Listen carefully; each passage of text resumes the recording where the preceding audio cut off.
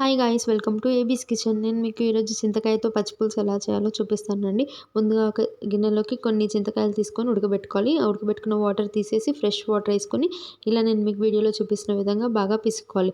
Strainer సాయంతో దాన్నంతా separate చేసుకొని ఒక గిన్నెలోకి వేసుకోవాలి. ఒక కడాయి పెట్టుకొని అందులో ఆయిల్ వేసి కొద్దిగా ఆవాలు, కొద్దిగా జీలకర్ర, ఒక ఎండుమిర్చి కూడా వేసుకోవాలి.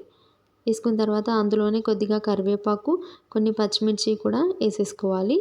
అవి బాగా ఫ్రై అయిన తర్వాత కొద్దిగా పసుపు వేసి ఇదంతా ఒకసారి బాగా కలుపుకోవాలి.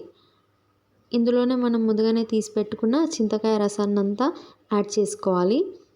అందులో ఒక సన్నగా కట్ చేసుకున్న ఉల్లిపాయ తీసుకొని ఉప్పు వేసి బాగా పిసుక్కొని మనం చారులో వేసుకోవాలి. ఇదే హైలైట్ ఆఫ్ ద చారు అనమాట. దీంతోనే బాగా టేస్ట్ వస్తుంది. ఇదంతా ఒకసారి బాగా కలుపుకోవాలి. కలుపుకుని ఎంతో సింపుల్గా అయిపోయే చింతకాయ చారు అయితే రెడీ. చాలామంది అయితే చింతపండు పచ్చిపులుసు తింటారు. ఇలా చింతకాయతో ట్రై చేయండి, చాలా బాగుంటుంది. ట్రై చేసి